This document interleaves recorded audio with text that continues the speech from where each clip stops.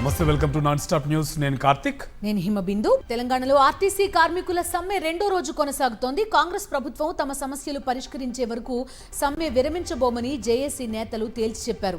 సకల జనుల సమ్మె తరహాలో పోరాటం చేస్తామని ఆర్టీసీ కార్మికులు చెప్తున్నారు. రాష్ట్ర వ్యాప్తంగా ఇవాళ కూడా బస్సులు డిపోలకే పరిమితమయ్యాయి. డిపోల వద్ద కార్మికులు నిరసన చేపట్టారు. ప్రభుత్వం చర్చల పేరుతో తమను తప్పుదారి పట్టిస్తోందని కార్మికులు మండిపడుతున్నారు. ఆర్టీసీ ఉద్యోగులను ప్రభుత్వంలో విలీనం చేయాలని డిమాండ్ చేస్తున్నారు. 30% తగ్గకుండా 2021 వేతన సవరణ అమలు చేయాలని కోరుతున్నారు.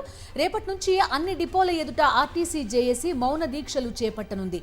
ఈ నెల 25 నుంచి అన్ని డిపోల్లో వంట వార్పు, 26న అన్ని జిల్లాల్లో ఆర్టీసీ కార్మికుల కవాతు, ఈ నెల 27న ఎమ్మెల్యే, ఎంపీ, ఎమ్మెల్సీలకు వినతి పత్రాలు అందజేయనున్నారు. 28న మహిళా ఉద్యోగులతో డిపోల వద్ద బతుకమ్మలతో నిరసన చేపట్టనున్నారు. 29న అన్ని డిపోల ఎదుట కార్మికులు అర్ధనగ్న నిరసనలు చేయనున్నారు.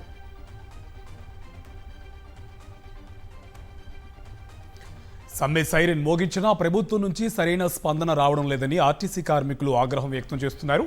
ప్రభుత్వ వైఖరికి నిరసనగా ఓ ఆర్టీసీ డ్రైవర్ ఆత్మహత్య యత్నానికి పాల్పడడం తీవ్ర కలకలం రేపింది. వరంగల్ జిల్లా నర్సంపేట ఆర్టీసీ డిపోలో డ్రైవర్గా పనిచేస్తున్న కోలా శంకర్ గౌడ్ ఒంటిపై పెట్రోల్ పోసుకుని నిప్పటించుకున్నాడు. శంకర్ గౌడ్కు దాదాపు 90% గాయాలయ్యాయి. శంకర్ను హుటాహుటిన నర్సంపేట ప్రభుత్వ ఆసుపత్రికి తరలించారు. అక్కడి నుంచి మెరుగైన చికిత్స కోసం వరంగల్ ఎంజీఎం ఆసుపత్రికి తరలించారు. ఆ తర్వాత మెరుగైన వైద్యం కోసం హైదరాబాద్కు తీసుకొచ్చారు. RTC driver Shankar Goud health bulletin విడుదల చేశారు ఎంజీఎం వైద్యులు. 60 నుంచి 80% కాలిన గాయాలున్నాయని తెలిపారు ఎంజీఎం వైద్యులు. ఊపిరితిత్తులు డ్యామేజ్ అయ్యాయని అంటున్నారు డాక్టర్లు. వచ్చారు 60 to 80% మధ్యలో ఉంది బర్న్స్. ఇప్పటికైతే కండిషన్ స్టేబుల్ గానే ఉంది. మనం కావాల్సిన ఇనిషియల్ ఫస్ట్ ఎయిడ్ కానీ అదర్ డ్రెస్సింగ్స్ కానీ ఐవీ లైన్, సెంట్రల్ లైన్ వేయడం జరిగింది. దెన్ ఫర్దర్ బెటర్ ట్రీట్మెంట్ కోసం హైదరాబాద్కి పంపిస్తున్నాం.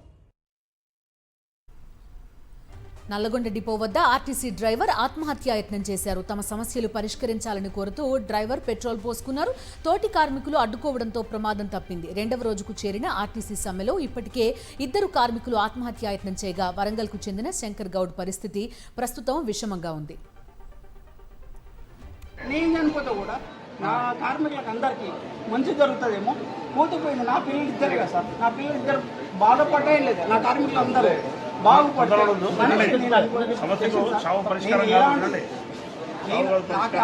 నాకు ఇంటికాల సమస్యలు ఎలాంటివి లేదు సార్. మీరు ఇంట్లో చేసుకున్న పర్వాలేదు, ఏం లేదు సార్. నేను ఒకటి ఏం బాధపడింది సార్. 50 రోజులు సమ్మె చేసినప్పుడు అట్లా చేశారు. 1-2 రోజులకు వచ్చేసింది. తెలంగాణ కేబినెట్ కీలక నిర్ణయాలు తీసుకుంది. ఆర్టీసీ కార్మికుల సమ్మెపై చర్చించిన కేబినెట్ కార్మికుల సమస్యల పరిష్కారానికి 5 మంత్రులతో సబ్ కమిటీ వేసింది. రేపు కార్మిక సంఘాలతో చర్చలు జరపనున్నారు సబ్ కమిటీ అధికారులు. అలాగే రేపు కార్మికులకు చర్చలకు పిలవనున్నారు సీఎం రేవంత్ రెడ్డి. కార్మికులు తొందరపాటు నిర్ణయాలు తీసుకోవద్దన్నారు. ప్రాణాలు తీసుకుంటే సమస్యలు పరిష్కారం కావన్న రేవంత్ కార్మికుల సమస్యలపై సానుకూలంగా ఉన్నామన్నారు. రేపు ఆర్టీసీ కార్మిక సంఘాలతో చర్చలు జరుపుతామని ప్రకటించారు రవాణా శాఖ మంత్రి పొన్నం ప్రభాకర్. కార్మికులెవరూ ప్రాణాలు తీసుకోవద్దని, కార్మికుల సమస్యల పరిష్కారానికి సానుకూలంగా ఉన్నామని తెలిపారు పొన్నం ప్రభాకర్.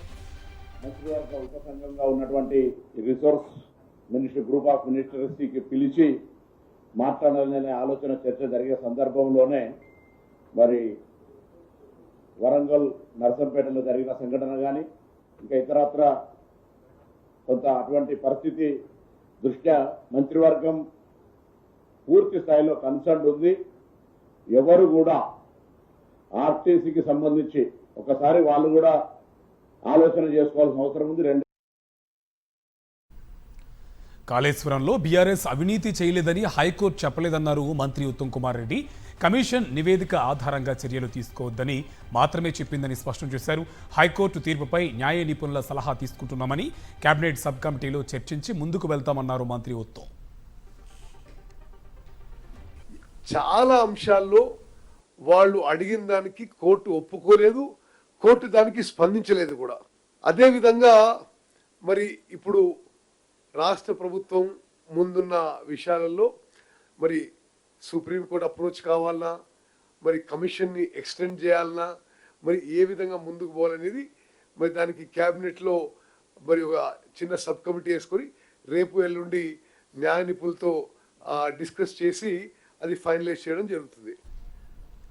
చంద్రబాబు ఆధ్వర్యంలో జిత్తుల మారి ప్రభుత్వం నడుస్తోందన్నారు శాసన మండలిలో ప్రతిపక్ష నేత బొత్స సత్యనారాయణ. ఉన్నది లేనట్టు లేనిది ఉన్నట్టు చూపిస్తూ ప్రజల్ని మోసం చేస్తోందని మండిపడ్డారు. గత ప్రభుత్వంలో అమలైన పథకాలన్నింటినీ అటకెక్కించారన్నారు. వైఎస్ రాజశేఖర రెడ్డి హయాంలో పావలా వడ్డీ వచ్చిందని ఇప్పుడు సున్నా వడ్డీ వస్తుందా అని ప్రశ్నించారు. ఆరోగ్యశ్రీని నిలిపివేసి పేద ప్రజల ఆరోగ్యంతో ఆటలాడుతున్నారని మండిపడ్డారు.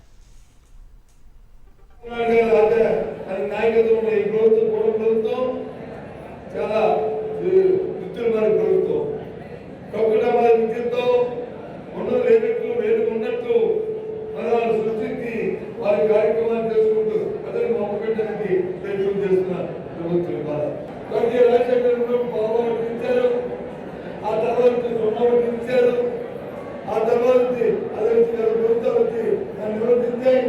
ఇవాళ ఏ గ్రామంలో ఎవరు ఏ గ్రూప్ సున్నామని వస్తుందా అని అడుగుతున్నారు. వైఎస్ఆర్ జిల్లా పులివెందుల నియోజకవర్గ రైతులు నీటి సమస్యతో ఇబ్బంది పడుతున్నా అధికారులు పట్టించుకోవడం లేదని ఆగ్రహం వ్యక్తం చేశారు. కడప ఎంపీ వైఎస్ అవినాష్ రెడ్డి అధికార పార్టీ నేతలు చెబితేనే నీళ్లు వదులుతారా అని మండిపడ్డారు. 70 మోటార్లు గాను 46 మాత్రమే పనిచేయడం వల్ల రైతులు తీవ్ర ఇబ్బందులు పడుతున్నారన్నారు అవినాష్ రెడ్డి. వారం రోజుల్లో ఎత్తిపోతుల పథకానికి సంబంధించిన అన్ని మోటార్లు సిద్ధం చేసి నీటిని విడుదల చేయాలన్నారు. లేకపోతే రైతులందరితో కలిసి మే 1న పెద్ద ఎత్తున ధర్నా చేస్తామని హెచ్చరించారు. పులివెందుల్లోని పీబీసీ కార్యాలయంలో ఆ శాఖ డిఈ సారథితో రైతుల సమస్యలపై చర్చించారు వైఎస్ అవినాష్ రెడ్డి. ఒక పక్కేమో ఎక్కడ స్టేజ్ ఎక్కినా కూడా చంద్రబాబు నాయుడు గారు చెప్తారు, లింగాల మండలంలో అరటి గురించి మాట్లాడతారు, స్టేట్లోనే హైయెస్ట్ జీడిపి అంటారు లింగాల మండలానికి సంబంధించి. ఈరోజు అదే లింగాల మండలానికి సంబంధించిన రైతులు, అరటి రైతులు చెట్లకు నీళ్లు అందించలేక తీవ్రమైన ఇబ్బందులు పడతా ఉన్నారు. ఒక పక్కేమో గిట్టుబాటు ధరలు అరటి పూర్తిగా పతనమైనాయి, మరో పక్కేమో రైతుల మీద ఈ భారం. సిబిఆర్లో 10 టీఎంసీల నీళ్లు ఉండి కూడా ఇంత అధోగతి పట్టడం అనేది కేవలం అధికార పార్టీ నిర్లక్ష్య వైఖరి వల్లనే రైతులు ఇబ్బంది పడతా ఉన్నారు. ఈరోజు పులివెందుల్లో ఎస్పెషల్లీ కొండవారు ప్రాంతం అంతా జరిగేటువంటి తీవ్రమైనటువంటి ఇబ్బందులు ప్రకృతి సిద్ధమైనటువంటి వైఫల్యాలు కాదు, అధికారులు వైఫల్యం వల్ల ఈరోజు జరుగుతున్నటువంటి ఇబ్బంది.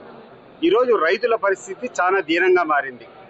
200 అడుగులు పైన ఉన్నటువంటి నీటి మట్టం ఈరోజు ఈ అధికారుల వైఫల్యాల వల్ల, ఈ అధికార నిర్లక్ష్యం వల్ల 1600 అడుగులకు దిగజారిపోయింది. దీనివల్ల రైతులు అనేక ఇబ్బందులు పడుతున్నారు. చంద్రబాబు ప్రభుత్వం ప్రజల ఆరోగ్యాన్ని పెట్టుబడిదారులకు లాభదాయకంగా మారుస్తోందన్నారు మాజీ మంత్రి సీదిరి అప్పలరాజు. హెల్త్ ఇన్సూరెన్స్ పేరుతో ఆరోగ్యశ్రీకి మంగళం పాడుతున్నారని విమర్శించారు. వైద్య వ్యవస్థను పెట్టుబడిదారులకు అప్పగిస్తే పేదలకు వైద్యం అందకుండా పోతుందని ఆగ్రహం వ్యక్తం చేశారు. కోట్లు దండుకునేందుకే చంద్రబాబు ప్రైవేటీకరణ జపం చేస్తున్నారని ఆరోపించారు సీదిరి అప్పలరాజు. ప్రైవేట్ ఇన్వెస్టర్స్ని ఆకర్షించడం వరకు ఓకే, కానీ ప్రభుత్వంలో ఉండాల్సినటువంటి వాటిని ప్రైవేట్ వ్యక్తులకు ఇచ్చేయడం అన్నటువంటిది చాలా నేరం, చాలా ఘోరమని మేమందరం అభిప్రాయపడతా ఉన్నాం. ప్రజల్లో దీనిపైన చాలా చర్చ జరుగుతుంది. హెల్త్ ఇన్వెస్ట్మెంట్ పాలసీ అన్నటువంటి వర్డింగే చాలా యాబ్సర్డ్ అని నేనైతే అభిప్రాయపడతా ఉన్నాను. దయచేసి ప్రజల ఆరోగ్యాన్ని ఇన్వెస్టర్స్కి ఆదాయ మార్గంగా చేయొద్దని నేనైతే కోరుతున్నాను ఈ ప్రభుత్వాన్ని. సీఎం చంద్రబాబు బీసీలకు వెన్నుపోటు పొడిచారని మండిపడ్డారు. వైఎస్ఆర్సీపీ నాయకులు ఎన్నికల ముందు ఇచ్చిన హామీలను నెరవేర్చకుండా బీసీలకు నమ్మక ద్రోహం చేశారన్నారు. 2 ఏళ్లు గడిచినా ఇంకా ఎందుకు అమలు చేయలేదో చంద్రబాబు సమాధానం చెప్పాలని డిమాండ్ చేశారు. వైఎస్ జగన్మోహన్ రెడ్డి హయాంలో బీసీలకు పెద్దపీట వేశారన్నారు వైఎస్ఆర్సీపీ నాయకులు. ఈ నెల 26న అనంతపురంలోని లలిత కళా పరిషత్తులో జరగనున్న బీసీ గలం కార్యక్రమానికి సంబంధించిన పోస్టర్లను ఆవిష్కరించారు.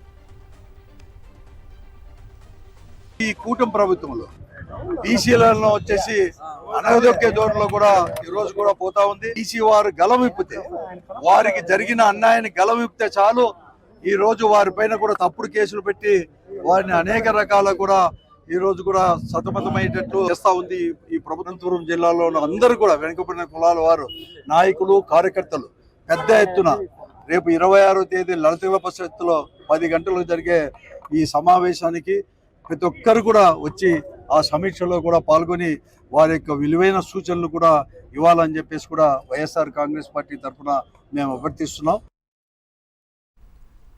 వైఎస్ జగన్ జువ్వలదిన్నె పర్యటనపై కూటమి నేతలు ఎన్ని కుట్రలు చేసినా మత్స్యకారులు భారీగా తరలివచ్చారన్నారు మాజీ మంత్రి కాకాణి గోవర్ధన్ రెడ్డి.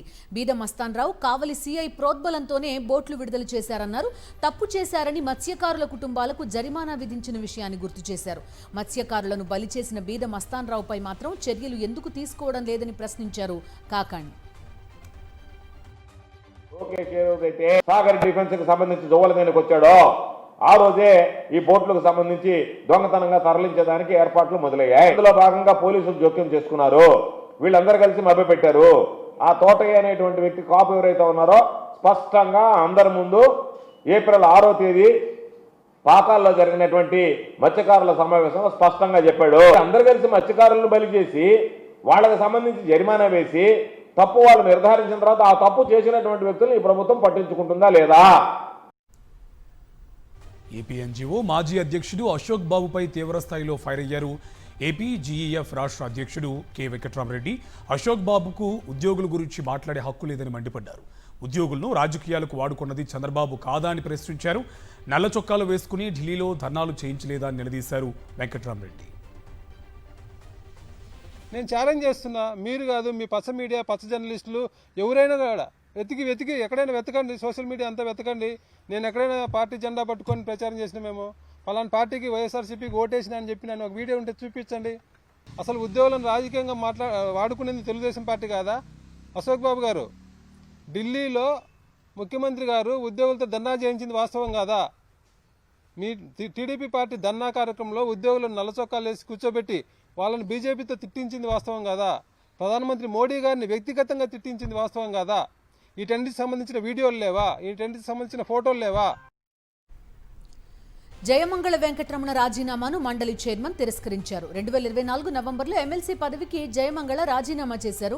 అయితే తన రాజీనామాను ఆమోదించకుండా చైర్మన్ కాలయాపన చేస్తున్నారని హైకోర్టులో పిటిషన్ దాఖలు చేశారు జయమంగళ. దీంతో జయమంగళ రాజీనామాపై నిర్ణయం తీసుకోవాలని హైకోర్టు మండలి చైర్మన్ను ఆదేశించింది. కోర్టు ఉత్తర్వుల నేపథ్యంలో జయమంగళ రాజీనామాను తిరస్కరిస్తూ చైర్మన్ నిర్ణయం తీసుకున్నారు. రాజీనామాకు జయమంగళ ఇచ్చిన సమాధానం సంతృప్తికరంగా లేదని మండలి చైర్మన్ స్పష్టం చేశారు.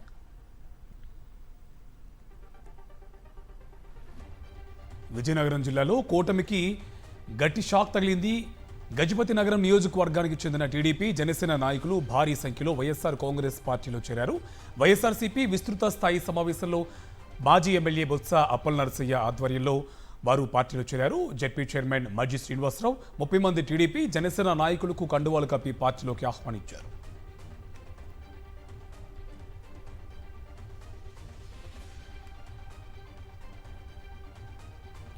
వైఎస్ఆర్సీపీ అధ్యక్షుడు వైఎస్ జగన్మోహన్ రెడ్డి రెండోసారి ముఖ్యమంత్రి కావాలని కోరుతూ ఓ అభిమాని ప్రత్యేక ప్రార్థనలు చేశాడు.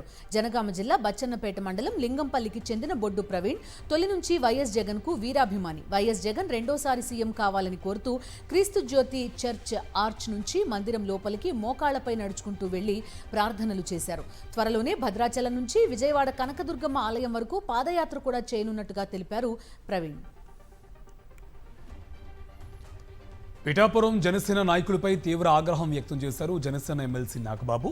పవన్ కళ్యాణ్ ఆరోగ్యం గురించి ఎవరూ పట్టించుకోవడం లేదని అసహనం వ్యక్తం చేశారు.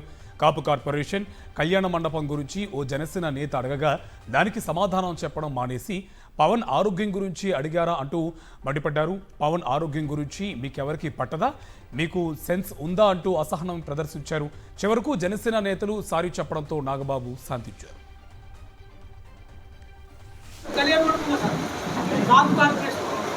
మీరు ఇంతమంది మాట్లాడుతున్నారు, పవన్ కళ్యాణ్ గారి హెల్త్ ఎలా ఉందో ఒక్కడైనా మాట్లాడినారు? మీకు కానీ నీకు కానీ ఉందా? సెన్స్ ఉందా మీకు కొంచెం అన్నా? పవన్ కళ్యాణ్ గారి ఆరోగ్యం ఎలా ఉందో ఒక్కరిని అడిగారా? ఏ నియోజకవర్గం నుంచి తెలియరో ఎంత కష్టపడ్డారో దానికోసం ఆయన ఆరోగ్యం ఇవాళ ఎఫెక్ట్ అయితే ఏమన్నా అడుగుతున్నారా? అది కాదు మీకు అది అవసరం, అది కావాలి. హనీ ట్రాప్ కేసును అనంతపురం పోలీసులు ఛేదించారు. 5 నిందితులను అరెస్ట్ చేశారు. నిందితుల నుంచి 13 లక్షల డబ్బు, 2 కత్తులు, 6 సెల్ ఫోన్లు, ప్రామిసరీ నోట్లు స్వాధీనం చేసుకున్నారు. 20 మందిని బెదిరించి ₹1 కోటి వరకు వసూలు చేసినట్టు గుర్తించారు పోలీసులు. అలాగే ప్రధాన నిందితురాలు రంగమ్మపై 10 కేసులున్నట్టుగా గుర్తించారు పోలీసులు. మహిళలను ఎరవేసి న్యూడ్ ఫోటోలతో బ్లాక్మెయిల్ చేసినట్టుగా పోలీసుల విచారణలు తేలింది. నిందితుల్లో టీడీపీ నేత దబ్బర రాజేష్ నాయుడు ఉన్నాడు. కీలక నిందితురాలు బీజేపీ నేత రంగమ్మ నాయుడు, టీడీపీ నేత రాజేష్ నాయుడు కనుసన్నల్లో హనీ ట్రాప్ జరుగుతోంది. ముఠా సభ్యులను అదుపులోకి తీసుకుని విచారిస్తున్నారు. కీచక గ్యాంగ్ కు సహకరించిన Raptadu CI Sriharsha, Anantapuram 3 town CI రాజేంద్రనాథ్ని బదిలీ చేశారు. మరో 8 మంది కానిస్టేబుళ్ల పాత్రపై విచారణ చేపట్టారు పోలీసులు. హనీ ట్రాప్ ముఠాకు నేరుగానే పోలీసులు సహకరించినట్టు విచారణలో పోలీసు ఉన్నతాధికారులు గుర్తించారు.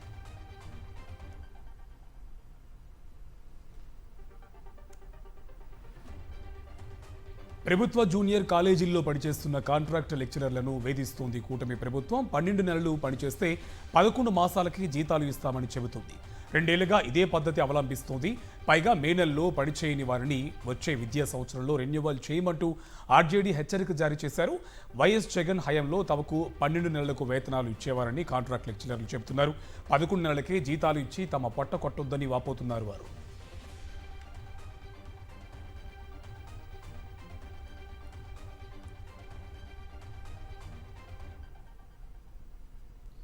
తిరుపతి జిల్లా రైల్వే కోడూరులో అత్యంత వైభవంగా గంగమ్మ జాతర జరిగింది. గంగమ్మ జాతరలో పాల్గొన్న ఎమ్మెల్యే ఆకేపాటి అమర్నాథ్ రెడ్డి, మాజీ ఎమ్మెల్యే కోరుముట్ల శ్రీనివాసులు ప్రత్యేక పూజలు చేశారు. పురాతన సంప్రదాయాలతో ప్రతి ఏడాది ఘనంగా జరుగుతున్న గంగమ్మ జాతరకు నియోజకవర్గంలో ఇతర ప్రాంతాల నుంచి భారీగా భక్తులు పాల్గొంటారు. ప్రజలకు ఎలాంటి ఇబ్బందులు కలగకుండా ఆలయ కమిటీ అధికారులు కట్టుదిట్టమైన ఏర్పాట్లు చేశారు.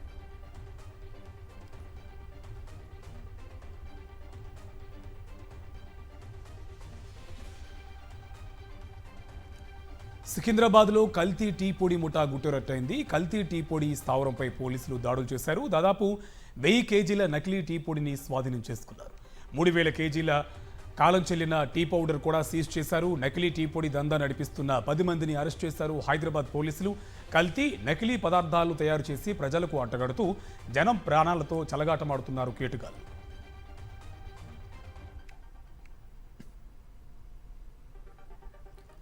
నంద్యాల జిల్లా బనగానపల్లెలో పెట్రోల్ బంకుల్లో నో స్టాక్ బోర్డులు దర్శనమిస్తున్నాయి. గత 2 రోజులుగా పెట్రోల్ కొరతతో వాహనదారులు తీవ్ర ఇబ్బందులు ఎదుర్కొంటున్నారు.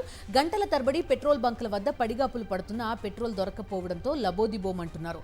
ప్రభుత్వ ఆధ్వర్యంలో నిర్వహిస్తున్న పెట్రోల్ బంకుల్లో సైతం నో స్టాక్ బోర్డులు కనబడుతుండటంతో ప్రజలకు దిక్కుతోచడం లేదు. వాహనదారులు ఇంతలా ఇబ్బందులకు గురవుతున్నా అధికారులు చోద్యం చూస్తున్నారు.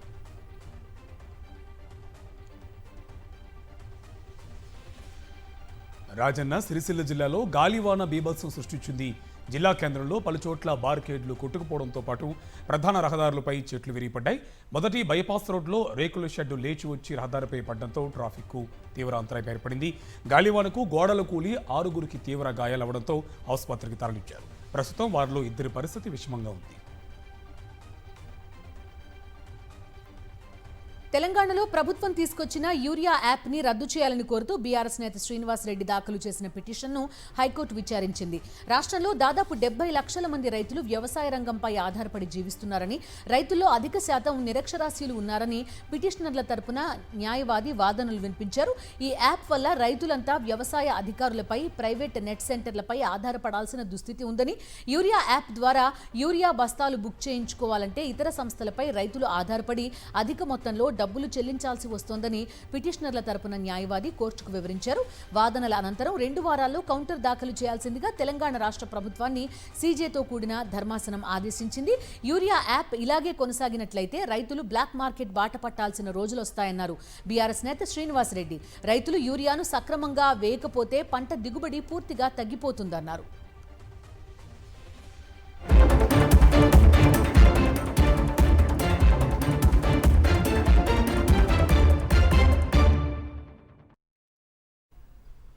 జాతీయ వార్తలు చూద్దాం. తమిళనాడు అసెంబ్లీ ఎన్నికల్లో ఓటర్లు పోటెత్తారు. ఈసారి రికార్డు స్థాయిలో 84.6% పోలింగ్ రికార్డు అయింది. చెన్నైలో 81.34% పోలింగ్ నమోదైనట్టు అధికారులు తెలిపారు. ఎండలు సైతం లెక్క చేయకుండా ఉత్సాహంగా ఓటు వేశారు తమిళ ఓటర్లు. సినీ, రాజకీయ, క్రీడారంగ ప్రముఖులు తొలి గంటల్లోనే పోలింగ్ కేంద్రాలకు వచ్చి తమ ఓటు హక్కు వినియోగించుకున్నారు. పశ్చిమ బెంగాల్ తొలి విడత ఎన్నికల్లోనూ రికార్డు స్థాయి పోలింగ్ నమోదైంది. 92.03% ఓటింగ్ నమోదైనట్టు ఎన్నికల సంఘం వెల్లడించింది. క్యూ లైన్లలో ఉన్న వారికి ఓటేసేందుకు అనుమతించారు. ఈ పోలింగ్లో విషాద ఛాయలు అలుముకున్నాయి. ఓటు వేసే ప్రయత్నంలో తీవ్రమైన వేడి, శారీరక శ్రమ కారణంగా గుండెపోటుతో 4 ఓటర్లు మృతి చెందారు. పశ్చిమ బెంగాల్ తొలి దశ పోలింగ్ సందర్భంగా పలు హింసాత్మక ఘటనలు చోటు చేసుకున్నాయి. పలు జిల్లాల్లో తృణమూల్ బీజేపీ కార్యకర్తల మధ్య దాడులు, ఘర్షణలు జరిగాయి. అసన్సోల్ దక్షిణ బీజేపీ అభ్యర్థి అగ్నిమిత్రపాల్ కారుపై దాడి జరిగింది. బీర్భూమ్లో బీజేపీ పోల్ ఏజెంట్పై టీఎంసీ కార్యకర్తలు దాడి చేశారు. దక్షిణ దినాజ్పూర్ జిల్లాలోని కుమార్గంజ్లో బీజేపీ అభ్యర్థి సువేందు సర్కార్ను టీఎంసీ శ్రేణులు తరిమికొట్టాయి. నౌడాలోని ఏజేయూపీ అధ్యక్షుడు హుమయూన్ కబీర్ను అడ్డుకున్నారు తృణమూల్ కాంగ్రెస్ కార్యకర్తలు. బెంగాల్లో తొలిదశ పోలింగ్ సరళిని స్వయంగా పరిశీలించారు కేంద్ర హోంమంత్రి అమిత్ షా. కోల్కతాలో బీజేపీ వార్ రూమ్ను ఆయన సందర్శించారు. అదే సమయంలో పలు జిల్లాల్లో జరుగుతున్న హింసాత్మక ఘటనలపై అమిత్ షా ఆరా తీశారు.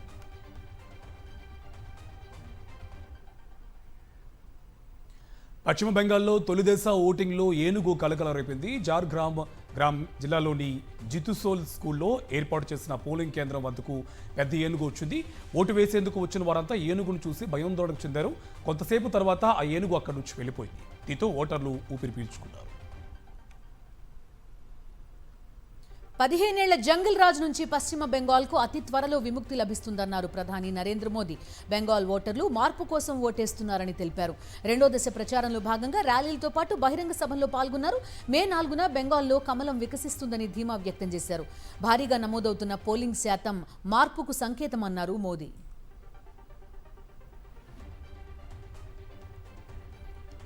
పశ్చిమ బెంగాల్లో ఈసారి అధికారం బీజేపీదేనని ధీమా వ్యక్తం చేశారు కేంద్ర హోంమంత్రి అమిత్ షా.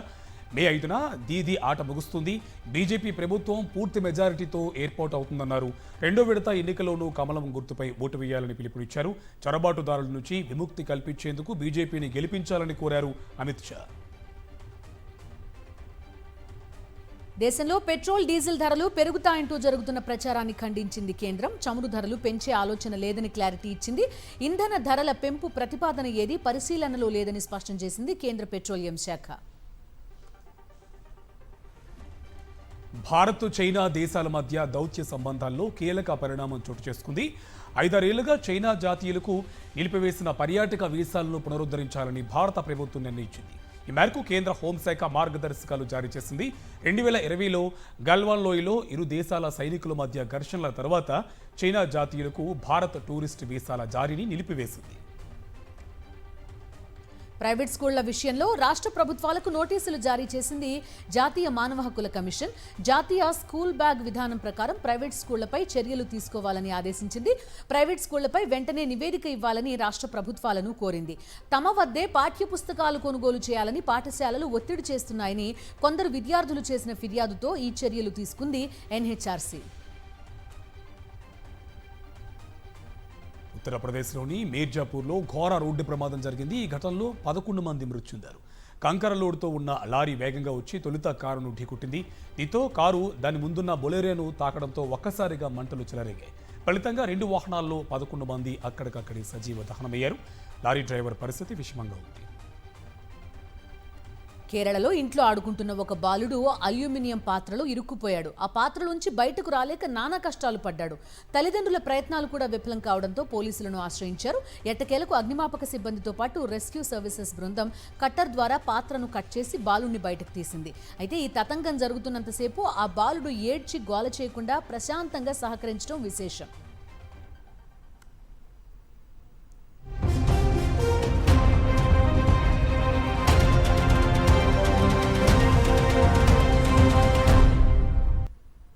అంతర్జాతీయ వార్తలు చూద్దాం. వలసల విషయంలో భారత్పై మరోసారి విద్వేషం వెళ్లగక్కారు అమెరికా అధ్యక్షుడు డొనాల్డ్ ట్రంప్.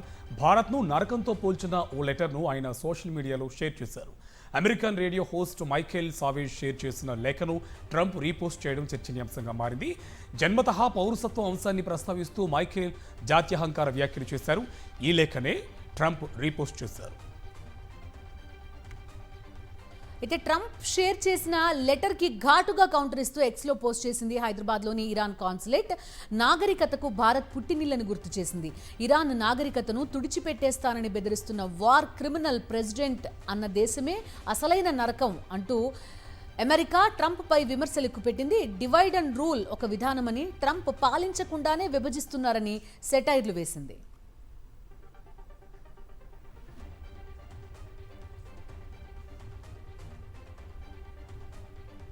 అమెరికా అధ్యక్షుడు ట్రంప్ భారత్ను నరకంతో పోల్చడంపై విదేశాంగ మంత్రిత్వ శాఖ అధికారి ప్రతినిధి రణధీర్ జైస్వాల్ స్పందించారు.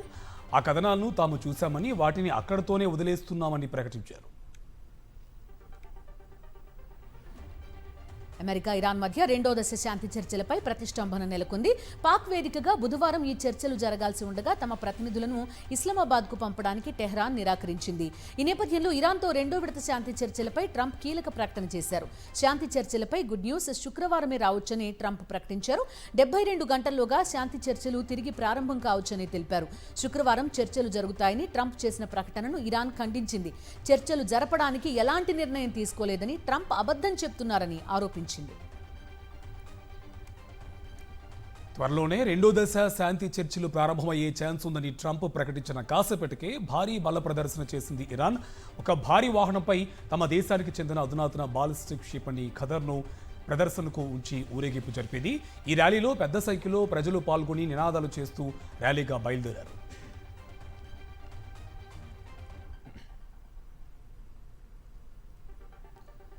అమెరికా ఎన్ని ఆంక్షలు విధించినా ఇరాన్ వెనక్కి తగ్గడం లేదు. హార్ముజ్ వద్ద నౌకల నుంచి పన్నులు వసూలు ప్రారంభించింది.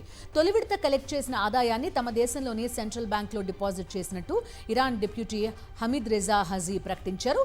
అమెరికా విధిస్తున్న నౌకాదళ ఆంక్షలకు ప్రతిచర్యగా ఈ పన్నును అమలు చేస్తున్నట్టుగా తెలిపింది ఇరాన్.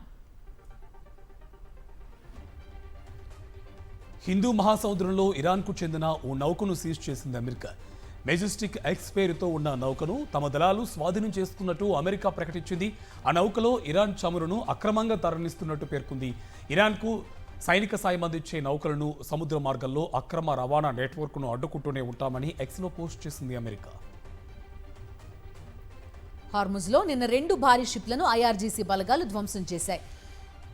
బలగాలు స్వాధీనం చేసుకున్నాయి. దీనికి సంబంధించిన వీడియోని ఇరాన్ అధికారికంగా విడుదల చేసింది. తీరానికి సమీపంలో ఈ నౌకలు ప్రయాణిస్తున్న సమయంలో సముద్రం మధ్యలోనే ఇరాన్ బలగాలు వీటిని అడ్డుకున్నట్టుగా తెలుస్తోంది.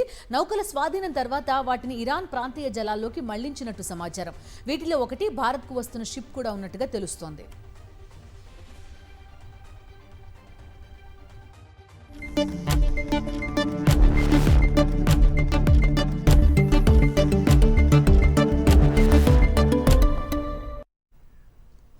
బిజినెస్ అప్డేట్స్ చూద్దాం. వరుసగా రెండో రోజు స్టాక్ మార్కెట్లు భారీ నష్టాలతో ముగిశాయి. అంతర్జాతీయ మార్కెట్ల బలహీన సంకేతాలతో ఉదయం నుంచి మార్కెట్లు నష్టాల్లోనే కొనసాగాయి.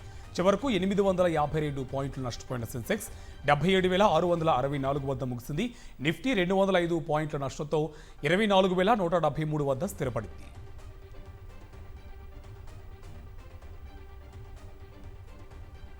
ఈరోజు బంగారం, వెండి ధరలు తగ్గాయి. హైదరాబాద్లో 24 క్యారెట్ల 10 గ్రాముల బంగారం 1,200 రూపాయలు తగ్గి 1,53,550 పలుకుతోంది. 22 క్యారెట్ల 10 గ్రాముల పసిడి 1,40,750 రూపాయలుగా ఉంది. కిలో వెండి 5,000 రూపాయలు తగ్గడంతో 2,70,000 పలుకుతోంది.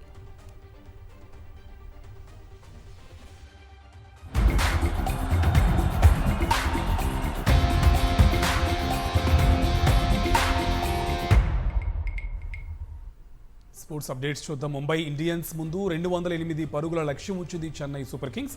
నిర్ణీత 20 ఓవర్లలో 6 వికెట్లు కోల్పోయి 207 పరుగులు చేసింది. ఈ మ్యాచ్లో 10 4లు 6 6లతో చెలరేగిపోయాడు సంజు శాంసన్. 54 బంతుల్లోనే సెంచరీ పూర్తి చేశాడు. ఈ సీజన్లో సంజు శాంసన్ది 2వ సెంచరీ. ఇవి నాన్ స్టాప్ న్యూస్ డీటెయిల్స్.